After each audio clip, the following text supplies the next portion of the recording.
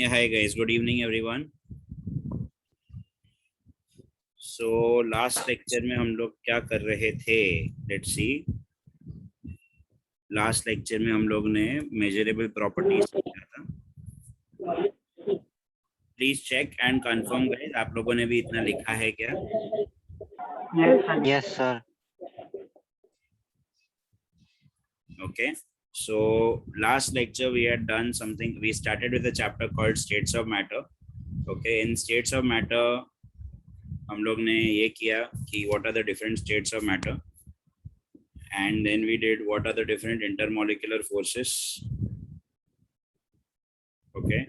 And then we also studied what are the different measurable properties of a gas. So उसमें था mass, volume, pressure, okay, temperature, density and diffusion. So these are some things that we have studied in the last lecture. आज हम लोग थोड़ा interesting एक particular concept या एक law देखने वाले, एक नहीं हम 4 laws देखने वाले. So today what we are going to study is a very important thing, that is a gas laws. Okay, so there are 4 different gas laws which are related to the measurable properties. The 4 major measurable properties are pressure, volume, number of moles and temperature. तो ये जो 4 gas laws है ना, ये 4 parameters के बीच में relationships दिखा रहे हैं. एक चीज जो हमेशा ध्यान रखनी है कि कभी भी किसी दो लोगों के बीच में अगर हम रिलेशनशिप ढूंढ रहे हैं तो बाकी चीजों को कांस्टेंट रखना जरूरी है. Okay, so like how, what do you mean by this? So say for example अभी यहाँ पे भव्य है और क्रिश है. ओके, भव्य है और क्रिश है और वो दोनों मुझे मिलने आते हैं. Now what happens is I feel very happy when I see somebody, and at the same time I feel very upset. So there is Bhavya, there is Krish and this is myself. Okay, अब ये दोनों मुझे मिलने को आए, पर scene ऐसा है कि एक को देख के मुझे बहुत खुशी होती है और एक को देख के मुझे बहुत गुस्सा आता है. तो अब आपको कैसे पता चलेगा कि किसको देख के खुशी हो रही है, किसको देख के गुस्सा आ रहा है? क्या बोलते हो? अगर दोनों एक साथ मिलने आए तो मेरे बिहेवियर में कुछ चेंजेस आएगा. तो how will you come to know कि ये बिहेवियरल चेंज किसके वजह से है? Anyone? Who can suggest? Sir जिसको देख के आपके चेहरे पे गुस्सा दिखेगा उससे आप गुस्सा हो। हाँ, पर अगर ये दोनों साथ में आए तो मैं क्या करूं? समझ में आ रहा है? अगर दोनों एक साथ बैठे मेरे सर सामने, आप उस हिसाब से रिएक्ट करोगे दोनों के साथ। Okay, so in such a case what we will be doing is कि अगर आपको पता नहीं है कि भव्य को देख के या कृष को देख के किसको देख के गुस्सा आ रहा है या किसको देख के खुशी हो रही है, तो आप एक काम करेंगे कि कृष को बोलेंगे, कृष तो थोड़ी देर के लिए बाहर बैठ, पहले भव्य सर के साथ बात करवाते हैं। और सेकंड केस में क्या करेंगे? सेकंड केस में अपन भव्य को बोलेंगे कि तू थोड़ी देर के लिए बाहर बैठ। सो राइट नाउ क्रिश बाहर है और सेकंड केस में भव्य बाहर है और इधर है। सो इससे आपको रिलेशनशिप दोनों की पता चल जाएगी। Is this okay guys? Are you understanding? Yes sir. तो अभी ये सीन में क्या हो रहा है कि जब भी दो लोगों के बीच में रिलेशनशिप निकालना है तो आपने देखा कि तीसरे बंदे को कांस्टेंट या फिर उसको बाहर रहना जरूरी है। ओके, सो यहाँ पे भी वही है, प्रेशर है, वॉल्यूम है, नंबर ऑफ मोल्स है और टेम्परेचर है। तो ये चार में से किसी भी दो के बीच में जब रिलेशनशिप निकालेंगे तो बाकी के दोनों को कांस्टेंट रहना जरूरी है, ये ध्यान रखना। The four major gas laws that we are going to study today, one is called as a Boyle's law, then the second is called as a Charles law, the third is called as a Gay-Lussac's law, and the fourth is called as a Avogadro's law. और फिर क्या करेंगे, अगर आज time मिला तो ये चारों लॉज को मर्ज करेंगे to make something called as a ideal gas equation. तो गाइज आज अपन जो चीज सीखने वाले हैं वो आपका फिजिक्स और केमिस्ट्री का गेम चेंजर है। Anything related to gases, anything related to gases will fall in this category. Okay, we'll have some or the other relationship here. Alright, so ये अपन के चार मेजर गैस लॉज है। Okay, just for your information, the Boyle's law is going to deal with pressure versus volume. The Charles law is going to deal with volume versus temperature. The Gay-Lussac's law is going to deal with pressure versus temperature, and Avogadro's law is going to deal with volume versus number of moles. Okay, so please अब चाहो तो इतना basic लिख लो, gas laws क्या है, कौन से है। ओके, और फिर अपन एक एक गैस लॉ को डिटेल में उसका स्टेटमेंट पढ़ते हैं और बाकी सब डिस्कस करते हैं।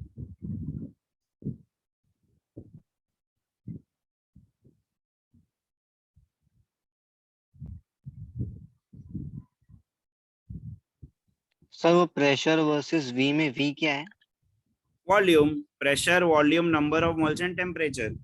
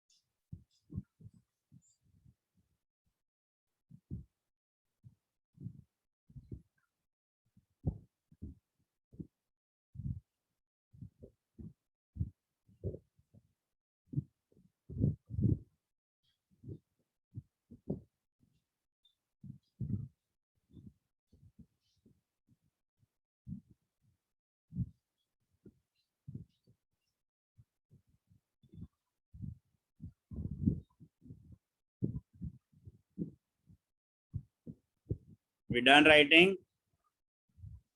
Yes sir. Yes sir. Everyone, चलो फिर एक एक लॉ को थोड़ा डिस्कस करते हैं at length. The first law, that is a Boyle's law.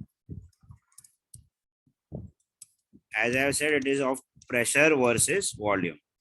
Okay, so क्या क्या कांस्टेंट रखना पड़ेगा बताओ?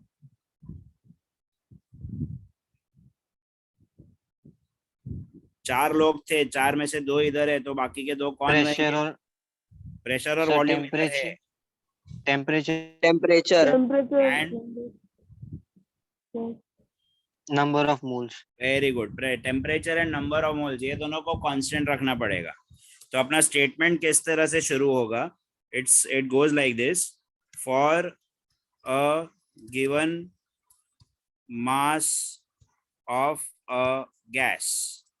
तो जब मैं given mass of a gas बोलता हूँ, मेरा मास फिक्स हो जाता है, और आपको शायद पता ही होगा that number of moles is mass upon molecular mass, yes और no? Yes sir. Yes sir. तो अगर मास फिक्स हो गया है, मॉलिक्यूलर वेट तो वो गैस का फिक्स ही था, तो ऑटोमेटिकली नंबर ऑफ मोल्स भी फिक्स हो जाएगा। सो यहाँ पे जैसे ही मैं कहता हूँ for a given mass of a gas, that indirectly indicates that number of moles constant है। Okay, for a given mass of a gas, pressure is inversely proportional to volume. Okay, pressure is inversely proportional to volume at constant temperature. तो जैसा मैंने constant temperature कह दिया, तो ये temperature भी constant हो गया।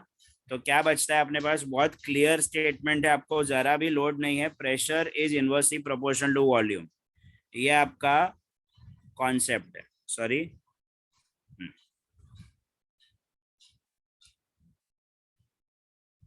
okay, the statement is very clear in front of you that pressure is inversely proportional to volume. इसको मैथमेटिकली कैसे लिखेंगे, ये शायद आप मुझसे अच्छे से जानते हो, मेरे से ज्यादा अच्छे से आप जानते रहोगे। Pressure is inversely proportional to volume. Everybody okay with this? at constant temperature and number of moles. Public, everybody okay with this? Yes sir. Proportionality sign हटाएंगे तो क्या करना पड़ेगा? कांस्टेंट लेना होगा। कांस्टेंट लेना होगा। Very good, okay.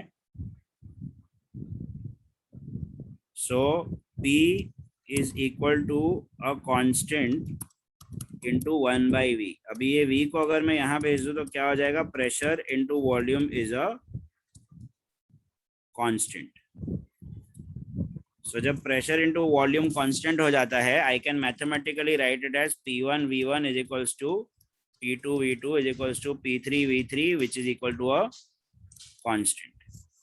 ये जो फॉर्मूला यहाँ पे बना है, okay, this will be used in numericals related to the Boyle's law. Okay, this will be used in numericals related to the Boyle's law. Sir how will we use this? तो आपको मैं ये constant कैसे आया sir, ये बता दो जरा। तो यहाँ पे एक एग्जांपल ले लेते हैं, देखो। This is pressure, this is volume, and this is pressure multiplied by volume. Okay, so say for example right now the pressure is 20 pascals and the volume is 50. So what is 20 into 50? 1000. So PV का value कितना आया? 1000 आया। इधर तक ठीक है? Yes sir. Okay, अगर मैं प्रेशर इंक्रीज करता हूँ, प्रेशर कितना हो गया? डबल हो गया। देखो 20 का 40 हुआ ना, तो वॉल्यूम इनवर्स है ना। तो अगर प्रेशर डबल होएगा तो वॉल्यूम क्या होना चाहिए? हाफ। हाफ होना चाहिए। तो 50 का 25 हो जाएगा। तो 40 इंटू 25 भी करेंगे तो भी 1000 ही होने वाला है। यस और नो? Yes sir. और अगर आप प्रेशर को हाफ करोगे तो वॉल्यूम डबल हो जाएगा। तो 10 इंटू 100 करोगे तो भी 1000 होगा। सो इन ऑल द केसेस जो P इंटू V वैल्यू है वो क्या आ रही है? कांस्टेंट आ रही है। यस और no? Yes sir. Yes sir. समझ में आ रहा है पब्लिक कैसे हो रहा है ये sum? Okay, so we can always write P1 V1 is equals to P2 V2 is equals to P3 V3। तो इसमें वो लोग क्वेश्चन आपको किस तरह से पूछ सकते हैं न्यूमेरिकल में? बहुत ही सिंपल सा क्वेश्चन पूछेंगे। इफ वॉल्यूम, और either this way we can say, calculate the volume at 2.5 Pascal if the volume at 1 Pascal is 2 liters. तो क्या करेंगे sir, P1 V1 is equals to P2 V2. P1 का value कितना है, देखो 1 pascal और 2 litre है, तो 1 पास्कल और 2 लीटर, और नया प्रेशर कितना है 2.5 पास्कल, तो क्या वॉल्यूम रहेगा, तो V2 is equals to 2.5 upon 2 upon 2.5 which is 4/5 which is 0.8 liters. ये समझा क्या हुआ? Yes, sir. बाकी लोगों को समझाइए guys. Yes. Okay, so please write this down. This is the Boyle's law.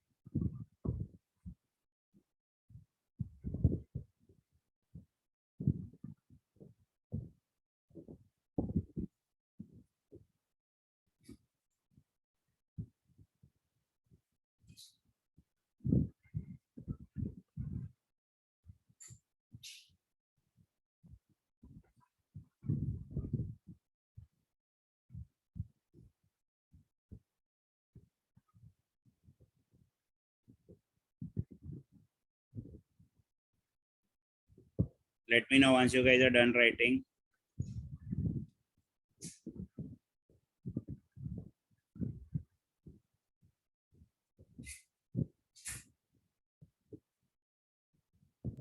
Done, sir. Others?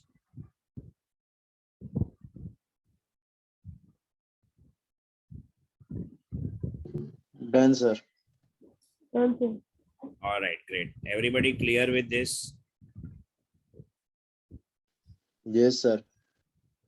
Okay, so उसी तरह ये सिंपल है, मतलब आपको कुछ लोड नहीं है. Alright, it is just that it is important, it's not difficult, it's important. Okay, so nothing to worry. Boyle's law हो गया. ठीक उसी तरह we have something called as a Charles law.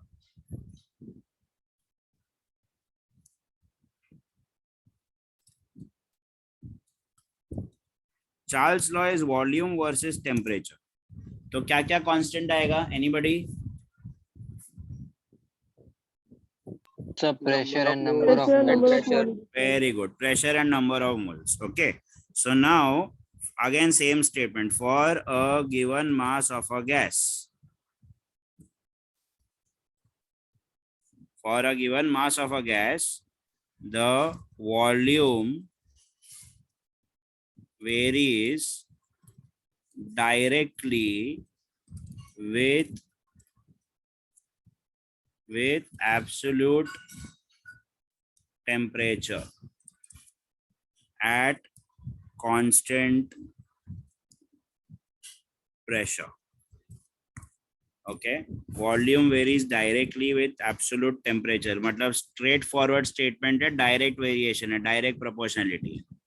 Sir लेकिन ये एब्सोल्यूट वर्ड क्या है? Anybody who knows the meaning of the word absolute in this context? exact. Exact, no. Anyone? Temperature का स्टैंडर्ड यूनिट कौन सा है? Sir, Kelvin. Very good. Yes. So Kelvin temperature is also called as absolute temperature. Okay. Or for all those who did not know this, just for your information, यहाँ पे लिख देता हूँ मैं. Kelvin temperature is also called as absolute temperature. K is also called as absolute temperature. Okay. And 0 Kelvin जिसको बोलते हैं, which is minus 273.15 degrees Celsius. 0 Kelvin. This is also called as absolute zero. So आपको आगे जाके confusion ना हो कि यार ये कौन सा टर्म आ गया. ऑलराइट, ये ध्यान रखना. केल्विन में जो टेम्परेचर होता है उसको क्या बोलते हैं हम लोग public? Absolute temperature. Absolute temperature temperature. चाहिए तो ये रेड वाला पार्ट लिख लो, चलो फटाक से कहीं पे भी नोट बना के।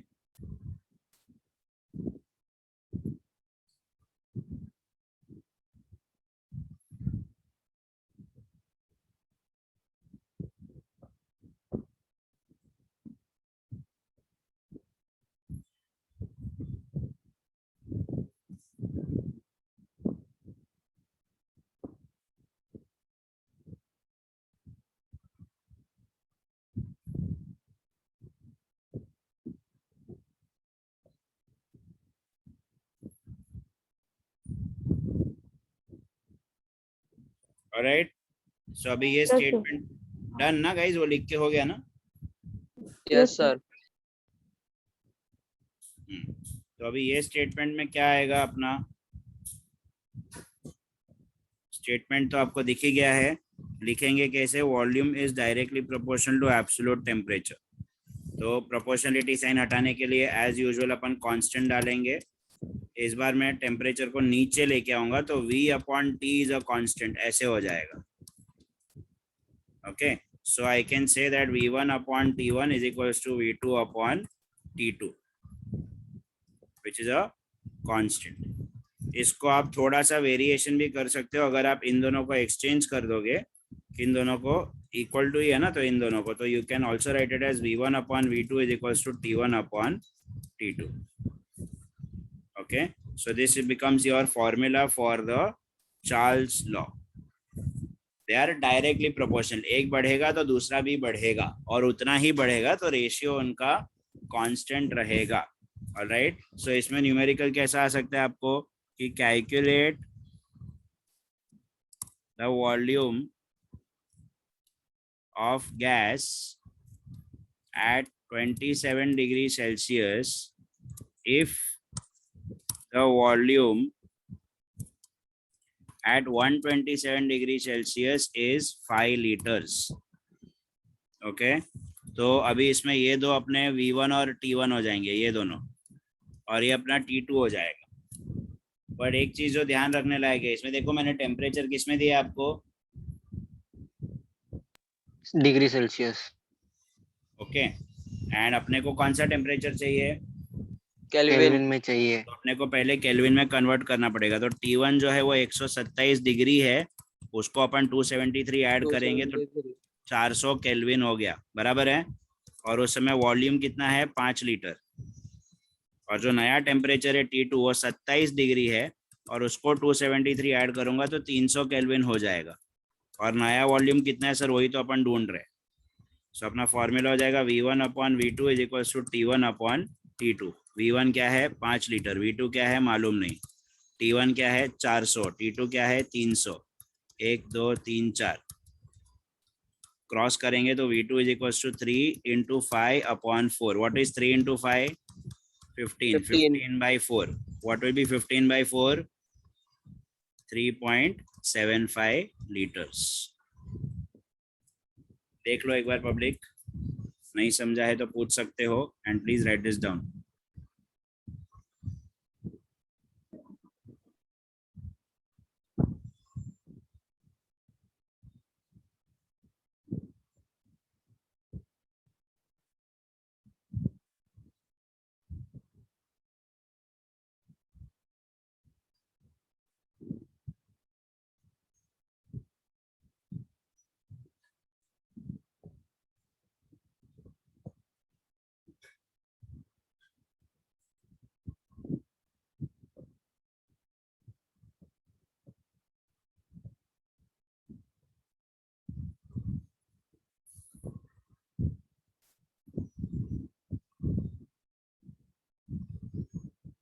सर बेटा बोलो।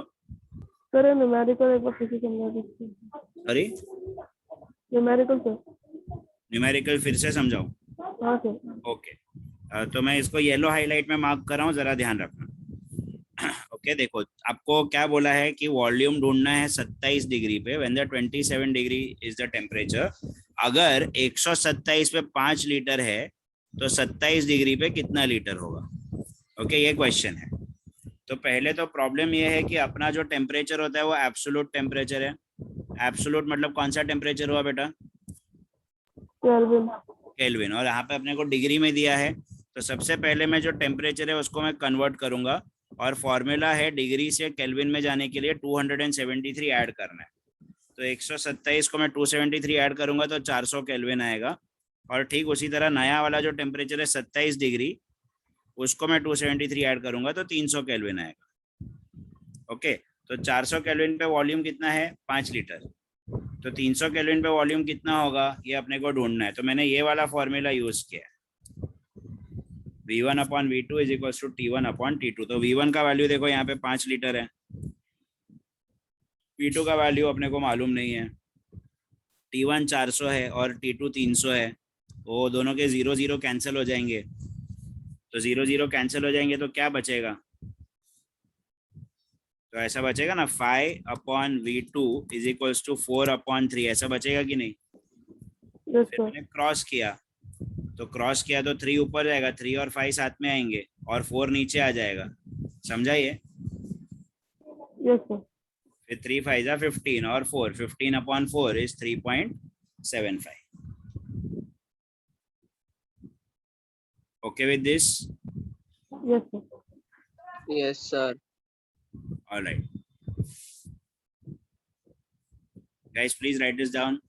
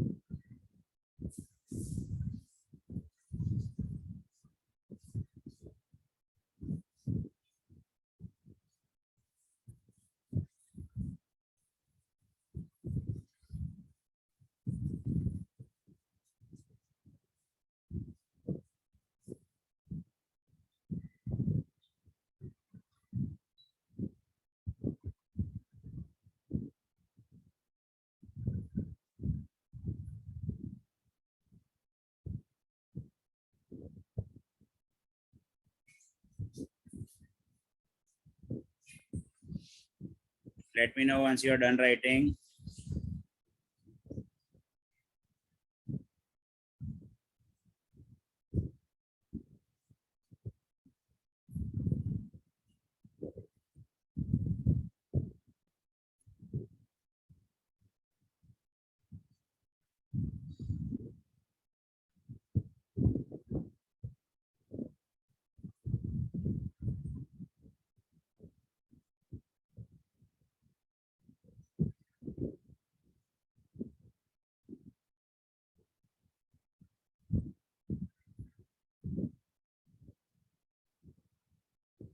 Done, sir. All right.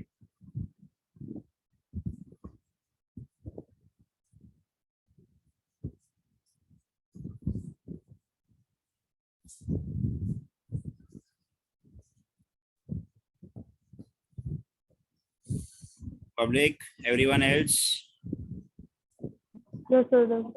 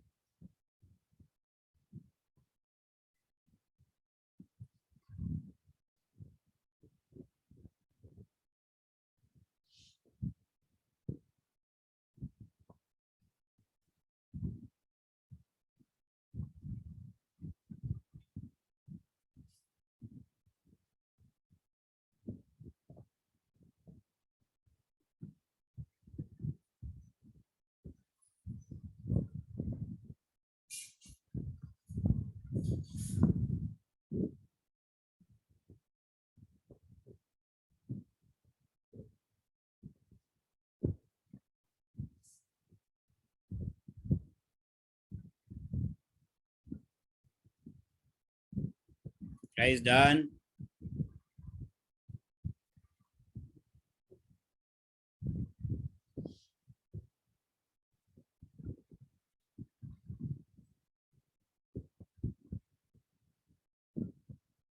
Public, I hope you guys are done writing.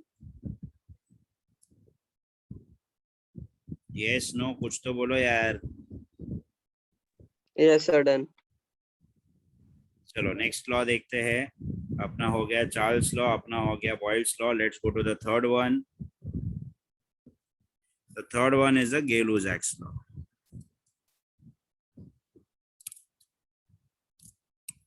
Gay-Lussac's law, as we know, is going to be pressure versus temperature. तो क्या कांस्टेंट रहेगा? Number of volume moles and and number of volume. Moles. Very good. So statement शुरू ऐसे ही होगा. For a given mass of a gas, pressure varies directly with absolute temperature at constant volume. वापस से कोई problem नहीं, एकदम straight forward sentence है. Pressure varies directly with absolute temperature. So just like volume, this is pressure. So pressure is directly proportional to T. Pressure को constant डाल देंगे यहाँ पे, तो इधर टी आ जाएगा. टी नीचे आ गया तो P upon T is a constant. तो इक्वेशन किस तरह बनेगा? P1 upon T1 is equals to P2 upon T2. And just like the previous one, अगर इसको अपन इंटरचेंज करें तो I can write P1 upon P2 is equals to T1 upon T2. Guys इधर तक ठीक है? Simple. Public, any doubts here in this statement? No sir. बहुत ही सिंपल और स्ट्रेट फॉरवर्ड है, कोई प्रॉब्लम नहीं है. ऑलराइट. सो इसमें सम कैसा आएगा? ऐसा ही कुछ छोटा मोटा आ जाएगा कि calculate the temperature when the pressure is 2 atmospheres if at 5 atmospheres the temperature is 37 degree Celsius. Okay, वापस से देखो, नया टेम्परेचर ढूंढना है लेकिन पुराना टेम्परेचर कितना है? 37 डिग्री सेल्सियस में है. तो अपन क्या करेंगे? देखो, 5 एटमॉस्फेयर और ये अपना ओरिजिनल वैल्यू हो जाएगा. तो T1 5 atmosphere.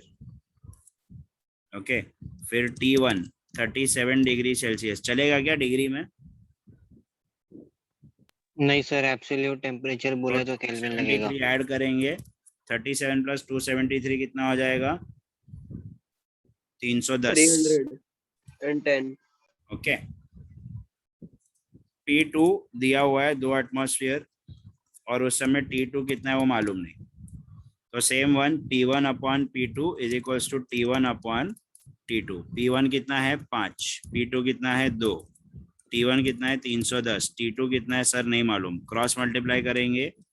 So T2 is equals to 310 into 2 upon 5. ये कितना हो जाएगा कैंसिल करके? 62. What is 62 into 2? 124. 124 केल्विन. बराबर है. और अगर इसी को आपको कोई पूछेगा कि डिग्री में बताओ तो -273 करेंगे. What is 124? What is 273 minus 124? क्या आंसर आएगा यहाँ पे? 149. -149. -149 डिग्री सेल्सियस. पब्लिक, ये समझ में आया? Yes, sir. Okay. So same calculation है, सिर्फ अगर टेम्परेचर ढूंढना है सर. वैसे आप इधर स्टॉप कर सकते हो, कोई प्रॉब्लम नहीं है, बट प्योरली डिपेंड्स अपॉन आपको फाइनल आंसर कौन से वैल्यू में पूछा है. ओके, तो 4 ऑप्शन देखने के. भाई केल्विन में है तो कोई प्रॉब्लम ही नहीं है, डिग्री में है तो जरा ध्यान देना. Okay, please right this down. Gay-Lussac's law.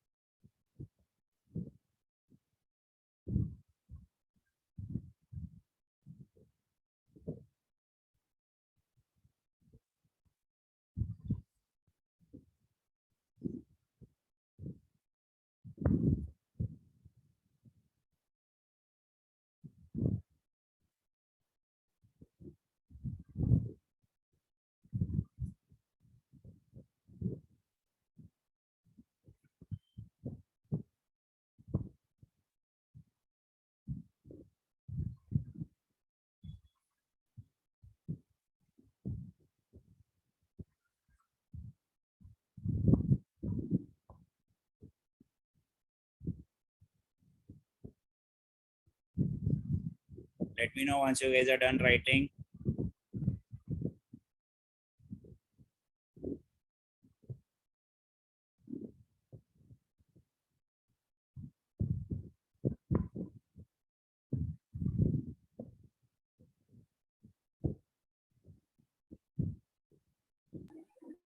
Done, sir.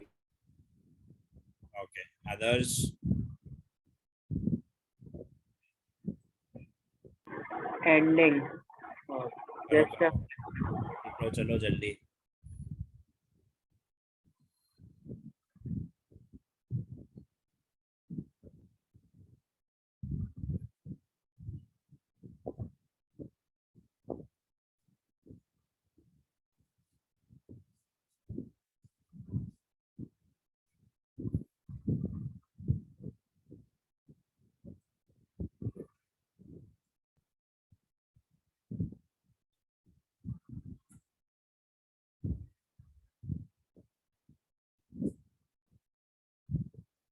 Yes, sir.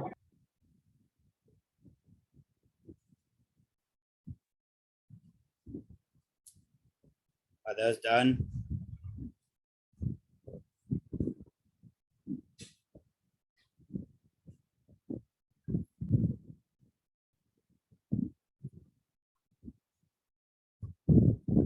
Okay, I hope everybody is done writing. Let's go to the last law.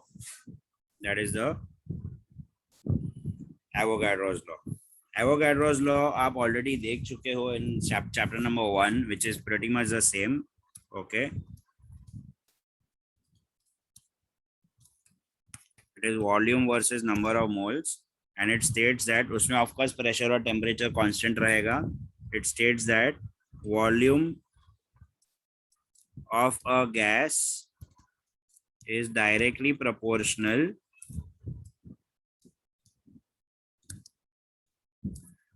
to the number of moles at constant temperature and pressure. So volume of the gas is directly proportional to the number of moles. Again, a very straightforward sentence. There is nothing much to worry about this sentence as well. Okay, sir, सीधा सीधा लिख देंगे. Volume is directly proportional to n. Volume is equals to constant multiplied by n. n नीचे आएगा तो volume upon n is a constant. So sir, V1 upon N1 is equals to V2 upon N2. इसको interchange करेंगे तो V1 upon V2 is equals to N1 upon N2. Okay, same formula, same concept, सिर्फ terms change हो रहे, बाकी कुछ नहीं. All right, so simple है. Calculate the volume for 5 moles of a gas if the volume for 2 moles of the same gas is 40 liters at constant temperature. Sir constant temperature और pressure mention करना ज़रूरी इसलिए है क्योंकि अगर आपने temperature और प्रेशर को चेंज किया तो आपको पता है कि वॉल्यूम उधर से भी चेंज हो सकता है. तो अगर आपको सिर्फ नंबर ऑफ मोल्स का रिलेशनशिप ढूंढना है तो प्रेशर और वॉल्यूम को चेंज होने नहीं देना है, वरना वो दोनों के वजह से भी ये चेंज हो जाएगा. ओके, सो क्या करेंगे, देखो 5 मोल का वॉल्यूम ढूंढना है, 2 मोल्स का दिया है 40 litre.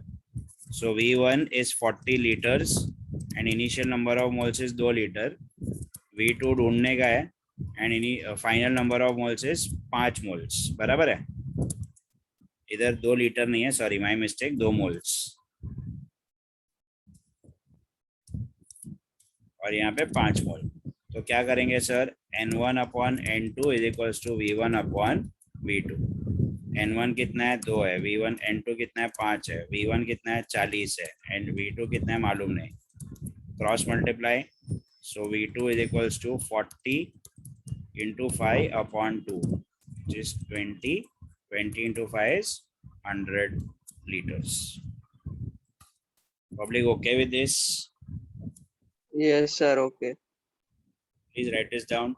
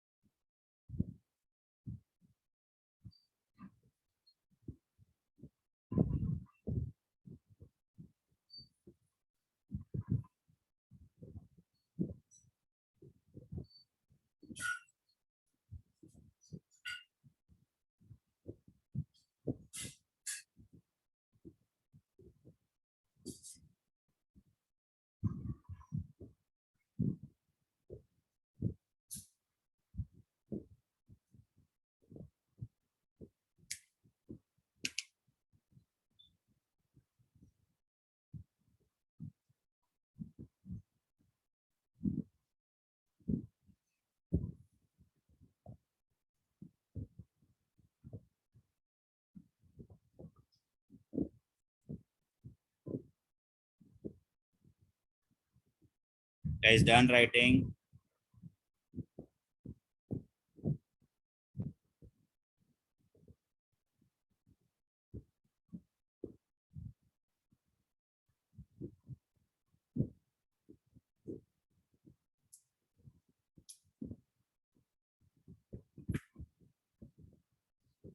Yes, sir. Sure.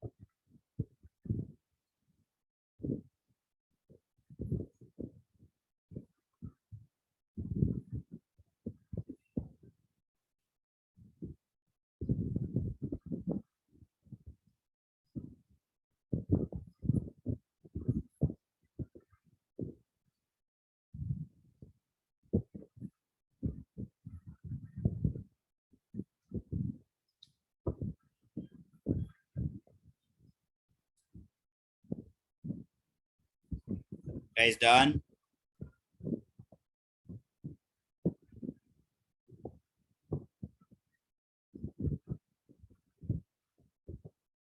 Yes sir.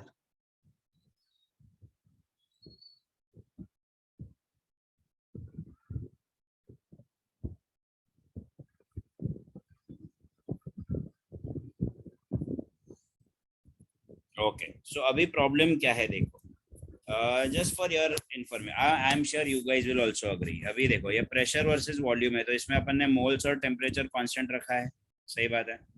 और फिर उसमें अपन ने मोल्स और प्रेशर कांस्टेंट रखा है चार्ल्स लॉ में। फिर यहाँ पे मोल्स और वॉल्यूम कांस्टेंट रखा है, और यहाँ पे प्रेशर और टेम्परेचर कांस्टेंट रखा है। ये इंडिविजुअली एक एक लॉ जब पढ़ते हैं तो ये लोग ने लैबोरेटरी में पढ़ा होगा। सर लैब में चीज़ें मेंटेन करना पॉसिबल है, बराबर है। अभी आप लैब में एसी मेंटेन करोगे तो आपका टेम्परेचर कांस्टेंट रह सकता है, ओके। अगर आप लैब के एनवायरनमेंट मेंटेन करोगे तो you can even have a pressure constant, fair enough.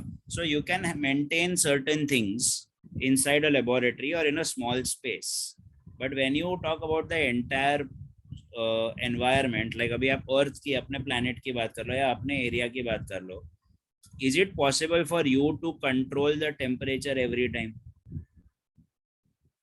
आप आपके रूम का टेम्परेचर कंट्रोल कर सकते हो, बाकी पूरे एरिया का टेम्परेचर आप कंट्रोल कर पाओगे क्या? हाँ ना तो बोल सकते हो यार पब्लिक। नहीं sir. Okay, it's not possible, it is difficult. Forget difficult, possible नहीं है कि अपने एरिया का टेम्परेचर या अपने एरिया का प्रेशर या अपने इधर के गैसेस का वॉल्यूम अपन अपने हाथों में कंट्रोल करना पॉसिबल नहीं है, ओके।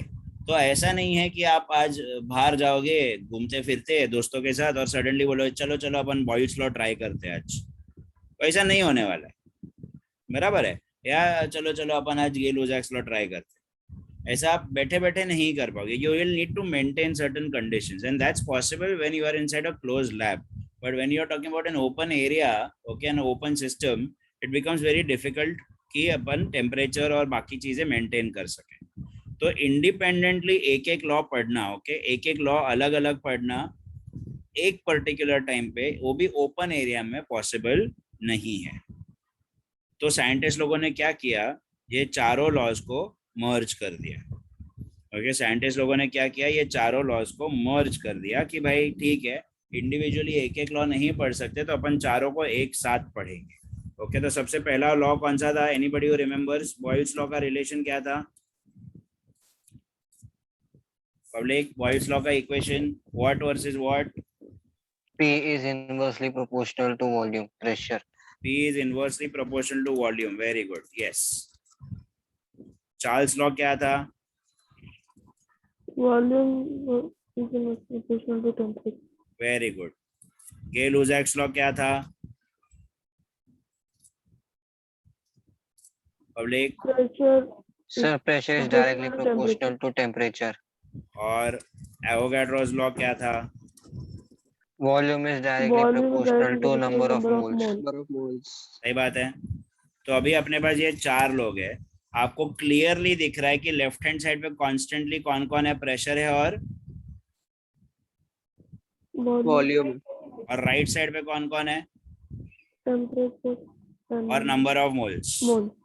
बराबर है। सर यहाँ पे भी तो वॉल्यूम राइट में, बट वो नीचे है ना बेटा, मल्टीप्लाई करेगा तो उस तरफ जाएगा कि नहीं, लेफ्ट में ऊपर, ओके। सो प्रेशर और वॉल्यूम जो है वो कंटिन्यूअसली लेफ्ट में है और टेम्परेचर और नंबर ऑफ मोल्स वो राइट में है। तो अपना फॉर्मूला कुछ इस तरह हो जाता है, जब मैं चारों को मर्ज करता हूँ ना तो ऐसा फॉर्मूला आ जाता है, P V is directly proportional to n T. ये प्रोपोर्शनलिटी हटाने के लिए क्या करेंगे? कांस्टेंट डालेंगे, ओके। एंड एन टी, वो constant is the value of that constant, or that constant is called as R. This, first of all, this equation is called as a ideal gas equation, okay, and R is called as a universal gas constant. Public, ये आपका game changer है, ये सबसे बड़ी चीज है जो आप आज पढ़ने वाले हो, ओके। फिजिक्स में और केमिस्ट्री में anything related to gases, R का बहुत इंपॉर्टेंट रोल है, ओके। तो ये चीज ऐसा नहीं है कि सिर्फ आज के चैप्टर में या ये लेक्चर में काम आएगी, ये चीज आपको 11th 12th higher level chemistry physics में सब जगह पे काम आएगी. ऑलराइट, सो ये प्लीज ध्यान रखना. This is the most basic foundation when it comes to gases.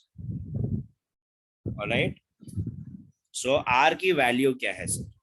तो आर की टोटल 3 वैल्यूज है. ये भी आपका गेम चेंजर है, वापस से बता दूं. आर की टोटल 3 वैल्यूज है. आर की एक वैल्यू है 8.314, ये उसकी एसआई वैल्यू है.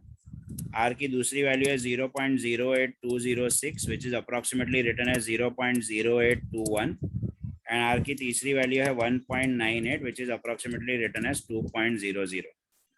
सर 3 वैल्यू कैसे हो सकता है? जब एक कांस्टेंट है तो वैल्यू 3 कैसे हो सकती है? तो गाइज वैल्यू 3 अलग अलग इसलिए है क्योंकि उसके पीछे की यूनिट अलग अलग है.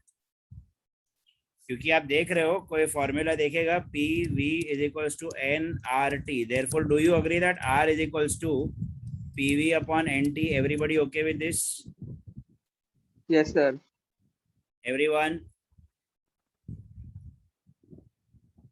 सो सर क्या हो जाएगा ना, जो n है उसका मोल्स रहने वाला है, जो t है उसका केल्विन रहने वाला है. उसका तो कोई प्रॉब्लम नहीं है.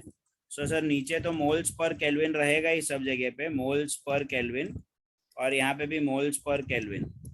बट प्रॉब्लम आ रहा है ऊपर. ऊपर अगर आपने प्रेशर को ले लिया एटमॉस्फेयर में और वॉल्यूम ले लिया लीटर में, तो आपका यूनिट ऐसा हो जाएगा. पर as per the SI system आपने प्रेशर ले लिया न्यूटन पर मीटर स्क्वायर में और वॉल्यूम ले लिया मीटर क्यूब में, तो न्यूटन और मीटर बचेगा. किसी को याद है कि न्यूटन और मीटर क्या यूनिट होती है?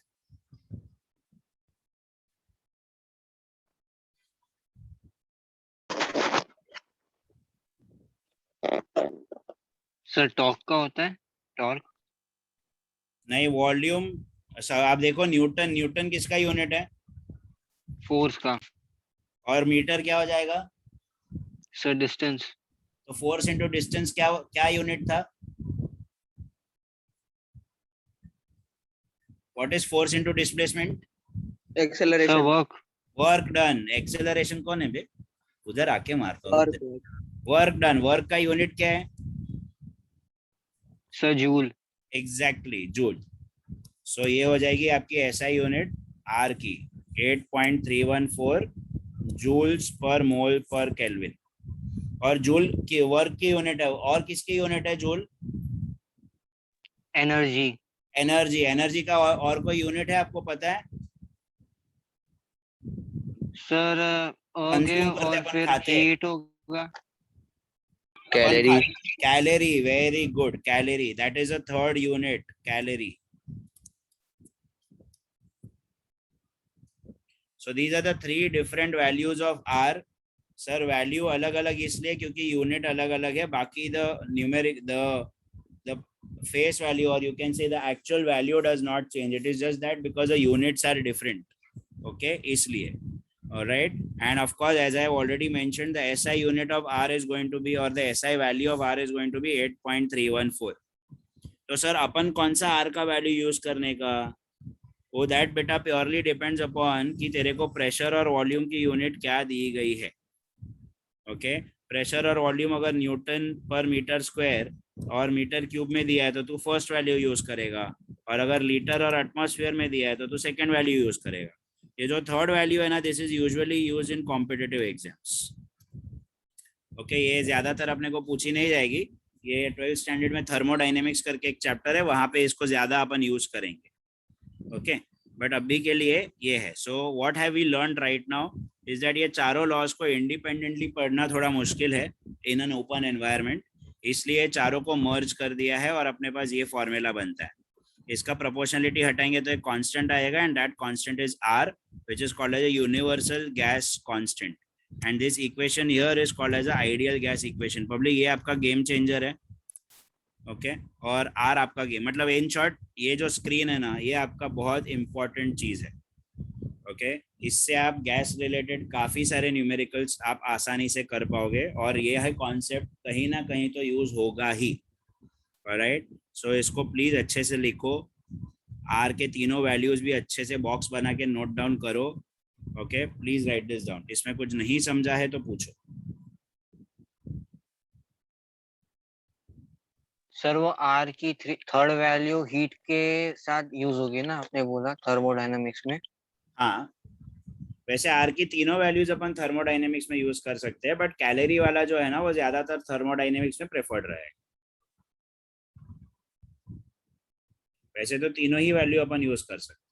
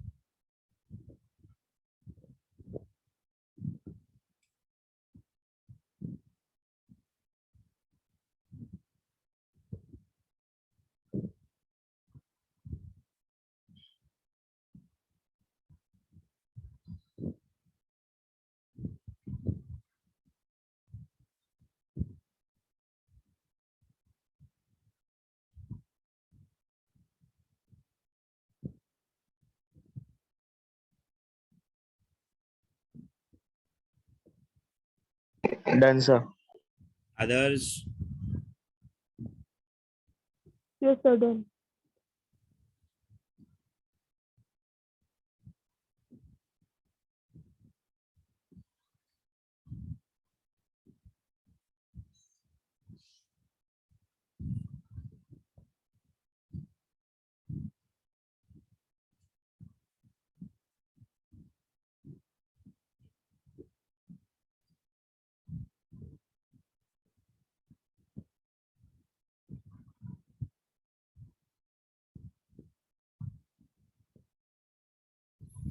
Everyone else done writing? Public? Yes, sir. Done. Okay great, चलो बढ़िया। अभी आज का लास्ट पार्ट देखते हैं, जो स्पेशली 3 लॉज है ना अपन के जो पढ़े हुए हैं अपन ने, उसमें थोड़ा ग्राफ, उसका ग्राफिकल रिप्रेजेंटेशन कैसा होगा वो देखते हैं। तो सबसे पहला आ जाएगा प्रेशर वर्सेस वॉल्यूम का, जो गेल-लुसाक जो बॉयल्स लॉ है, उसको अगर हम ग्राफ में देखेंगे ना, सो प्रेशर वर्सेस वॉल्यूम का ग्राफ कुछ इस तरह आता है। एज वी नो कि एक की वैल्यू बढ़ती है तो दूसरे की वैल्यू कम होती है, तो pressure versus volume, the graph is going to be like this. Okay, pressure versus volume, the graph is going to be like this, and this will be at 3 different temperatures. जरूरी नहीं है एक curve भी बनाए तो भी चल जाएगा। अभी ये जो ग्राफ बना है ना, इसमें आपको क्वेश्चन कैसा आएगा, इसमें आपको क्वेश्चन ऐसा आएगा सीईटी में कि इसमें से टेम्परेचर बड़ा कौन सा है।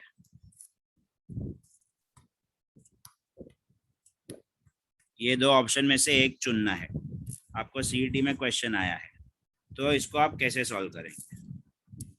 तो इसको 2 तरीके से सॉल्व कर सकते हैं आप। देखो, एक चीज ध्यान रखना, कभी भी ऐसे ग्राफ न्यूमेरिकल आएंगे ना, जैसे मैंने आपको कहा था कि किसी भी 2 लोगों के बीच में रिलेशनशिप ढूंढनी है तो क्या करने का,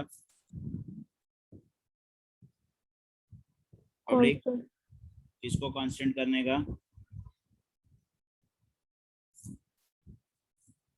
सर बचे हुए 2 को, बचे हुए 2, यहाँ पे 2 लोग है क्या? सर टेम्परेचर और नंबर ऑफ मोल्स होंगे ना। नंबर ऑफ मोल्स है ही नहीं ना अपने पास, अभी यहाँ पे तो 3 ही लोग है ना, प्रेशर है, वॉल्यूम है और टेम्परेचर है, यस और नो? Yes sir. तो किसी भी एक को कांस्टेंट कर देने का, पीवी, और यहाँ पे भी पीवी है। ओके, मैं आपको दोनों तरीके बताता हूँ, let's see. I hope you guys are attentive here and pay attention, please please please look into this. Alright, तो देखो, मेरे को बॉयल्स लॉ भी आता है, मेरे को चार्ल्स लॉ भी आता है, मेरे को गेल-लुसाक लॉ भी आता है। चार्ल्स लॉ के हिसाब से किसका किसका रिलेशन होना चाहिए बताओ?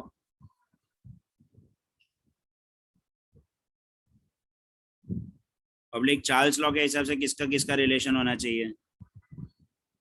सर वॉल्यूम और टेम्परेचर का। वॉल्यूम और टेम्परेचर का। तो उस समय प्रेशर को कांस्टेंट रखना पड़ेगा, यस और no? Yes sir. Yes, sir. तो देखो, मैं यहाँ पे चार्ल्स लॉ यूज करता हूँ ग्राफ नंबर 1 में। सो सर, प्रेशर को अगर हम कांस्टेंट एक पर्टिकुलर पॉइंट दे देते हैं और वो प्रेशर का स्ट्रेट लाइन बना देते हैं, यहाँ पे प्रेशर आपका हो जाएगा कांस्टेंट। तो उस समय 3 पॉइंट ऑफ इंटरसेक्शंस मिलेंगे। दिख रहे 3 इंटरसेक्शंस जो मैं बना रहा हूँ। तो जो T3 वाला Yes, sir. टेम्परेचर है उसको मैं V3 बोलता हूँ, जो T2 वाला है उसको मैं V2 बोलता हूँ, और जो T1 वाला है उसको मैं V1 बोलता हूँ। और चार्ल्स लॉ के हिसाब से you know that volume is directly proportional to temperature. Yes everybody, Yes. Fair enough. तो वॉल्यूम बढ़ेगा तो टेम्परेचर भी बढ़ेगा, यस और नो। तो ये जो 3 वॉल्यूम है V1, V2, V3, उसमें से सबसे बड़ा वॉल्यूम कौन सा है? V3. V3. V3 बड़ा है ना एवरीबॉडी। तो अगर सर V3 बड़ा होएगा तो सर ऑफ कोर्स T3 भी बड़ा होएगा। So in that case T3 is greater than T2 is greater than T1। Public समझा ये? Sir, बोलना sir. बेटा, बोलना बोलना। सर अगर ये इनवर्सली प्रोपोर्शनल होता तो T1 बड़ा होता ना। हाँ, तो इनवर्स प्रोपोर्शनलिटी, यहाँ पे अपन डायरेक्ट प्रोपोर्शनलिटी वाला कॉन्सेप्ट उठा रहे हैं ना। Okay sir. ओके, इधर भी सेम चीज होगी। देख ग्राफ नंबर 2 में भी डायरेक्ट प्रोपोर्शनलिटी है ना, क्योंकि अपन इस बार क्या करेंगे, गे-लुज़ैक्स लॉ यूज करेंगे। गे-लुज़ैक्स लॉ में क्या है, pressure is directly proportional to temperature है।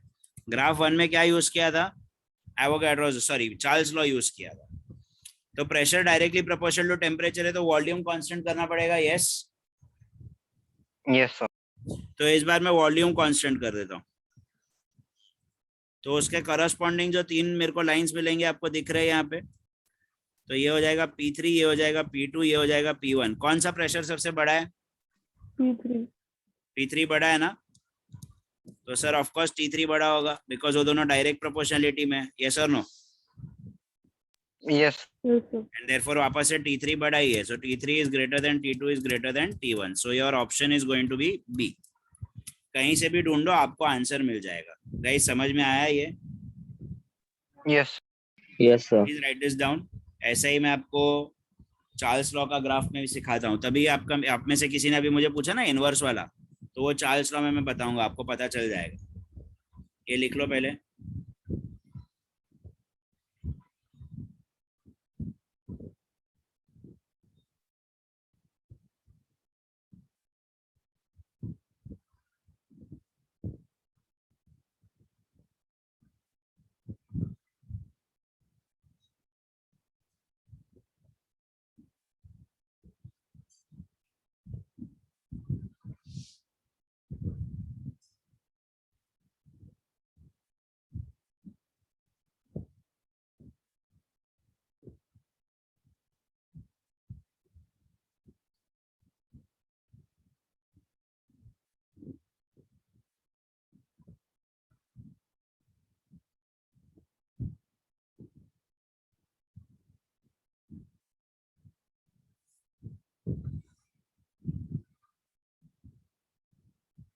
Done, sir.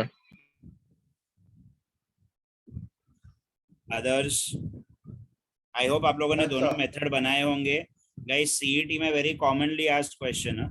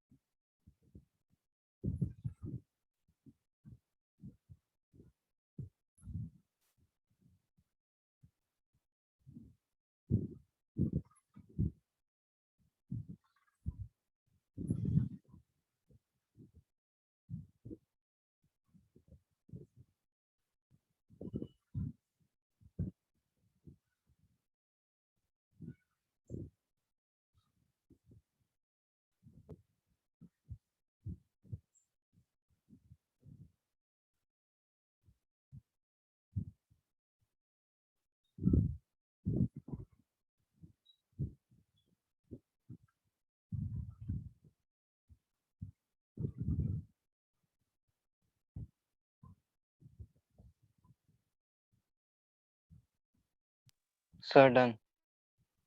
All right, guys. Chalo, let's take the next one. Same concept. Okay, similar idea, but इस बार inverse relationship use करेंगे. Volume is directly proportional to temperature. तो एक चीज हमेशा ध्यान रखना, direct proportionality वाले इक्वेशंस में, डायरेक्ट प्रोपोर्शनलिटी में कभी भी है ना ऐसा है constant multiplied by temperature, and कुछ नहीं रहता है तो जीरो आ जाता है पीछे, प्लस जीरो। शायद आप लोगों ने पढ़ा है या नहीं पढ़ा है, सिर्फ बता रहा हूँ। y is equals to M x plus c, this equation is called as a straight line equation. ये आप मैथ्स में पढ़ेंगे, ओके, अगर स्कूल में नहीं हुआ है तो यहाँ पे क्या होता है ना, ग्राफ जब भी बनता है y is equals to M x plus C में, ये आपकी y एक्सिस है, ये आपकी x एक्सिस है। जो c है ना वो आपका इंटरसेप्ट है on the y axis, okay. c is called as a y intercept, and if the value of c is 0, that means it is going to start from the origin, वरना फिर कहीं ऊपर से स्टार्ट होगा, okay. यहाँ पर the c value is 0 और ये आपकी c है, कहीं पे भी वो y एक्सिस पे हो सकती है। एंड जो m है ना, m आपका स्लोप है। This entire equation is a straight line equation, ये ध्यान रखना। सो यहाँ पर आपकी c वैल्यू 0 है, इसलिए ओरिजिन से पास होगा, और जो स्लोप है वो पॉजिटिव है, कांस्टेंट है, पॉजिटिव है। तो इस तरह से आपका इक्वेशन आएगा, या इस तरह से आपका ग्राफ आएगा, okay. This you can write for your reference, y is equals to M x plus C. तो देखो क्या होएगा, v is equals to constant, whatever constant it is, multiplied by t plus 0। So अपना equation, अपना graph कैसा बनेगा, v is our y axis, t is our x axis, origin, and this is the constant, okay। v is directly proportional to t। वापस मैं इसको 3 अगर graph दूं at 3 different pressures, p1 p2 p3, okay। तो my same question to all of you again is that कि बड़ा कौन, p1, sorry उल्टा लिख दिया, p3 p2 p1, एंड यहाँ पे भी मैं वो करता हूँ p1 p2 p3, ओके। इसमें से बड़ा कौन? तो अपन क्या करेंगे, अपन सेम कॉन्सेप्ट को यूज करेंगे। सर क्या कॉन्सेप्ट? अभी देखो, किसको ढूंढना है अपने को, p1 p2 और p3 के बीच में रिलेशनशिप चाहिए, बराबर है। तो कौन से दो लॉज है जो प्रेशर के साथ रिलेशनशिप देते हैं? Public, which two laws give pressure relationships? Sir Gay Lussac's law और गेल-लुजैक और बॉयल्स लॉ ना। बॉयल्स। तो गेल-लुजैक में अगर आपको याद है तो प्रेशर और टेम्परेचर है और वॉल्यूम कांस्टेंट है। So pressure is directly proportional to temperature, volume constant रखूंगा तो ऐसा सीधा लाइन लूंगा, यस और नो। तो 3 वॉल्यूम, 3 टेम्परेचर मिलेंगे, T1 T2 T3। बड़ा टेम्परेचर कौन सा? T3 T3। T3 किसका टेम्परेचर है बताओ? T1 का है ना।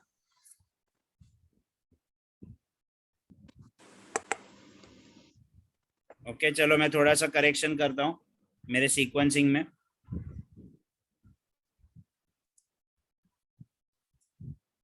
T1 T2 T3, बड़ा टेम्परेचर कौन सा? T1 T1 किसका टेम्परेचर है? P1 का ना। T1 का। सो सर टेम्परेचर अगर बड़ा है तो प्रेशर भी तो बड़ा होगा ना, according to the Gay Lussac's law. Yes sir. तो P1 is greater than P2 is greater than P3। अभी किसी ने इनवर्स वाला पूछा था, याद है कौन था वो इनवर्स वाला? थोड़ी देर पहले किसी ने, मैंने पूछा था, आयुष ने। ओके चलो, तो अभी इधर इनवर्स वाला देखते हैं। We know that pressure is inversely proportional to volume, yes और नो। इस बार टेम्परेचर कांस्टेंट रखेंगे तो मैं सीधा लाइन ऐसा बनाएगा और मुझे 3 वॉल्यूम्स आएंगे, V3 आएगा, V2 आएगा और V1 आएगा। बड़ा वॉल्यूम कौन सा? V3। V3 बड़ा है ना, तो P3 छोटा होगा क्योंकि वो इनवर्स प्रोपोर्शनलिटी में है, याद है ऐसा कुछ?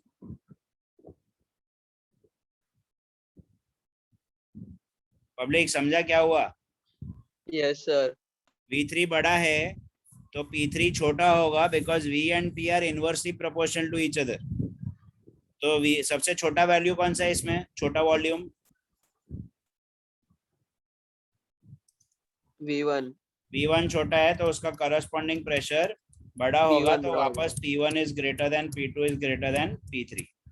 तो कोई भी मेथड से करो आपको आंसर सेम आएगा. Okay, and this is the graph for Charles law. Please right this down.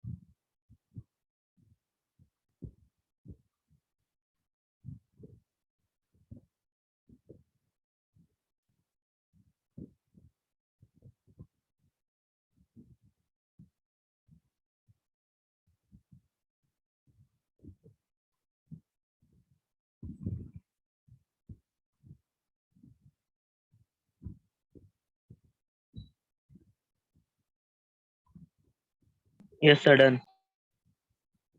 Others done?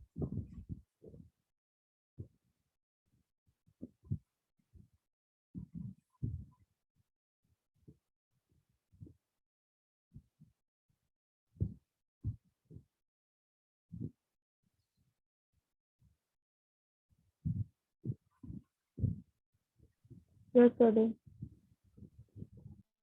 All right. So what we'll do is we'll stop here for today. Okay. अगले lecture में हम लोग थोड़ा सा exceptional cases के बारे में पढ़ेंगे और अगले लेक्चर में अपना ये चैप्टर मोर और लेस थियरी पार्ट खत्म हो जाएगा, फिर उसके न्यूमेरिकल्स देखेंगे. Alright, so let's stop here for today. Enjoy your evening. मिलते हैं अपन बाद में. Okay, Thank you, sir. चलो guys, bye Bye, sir. So much. Thank you, sir. Thank you. Bye, sir. Take care. Bye.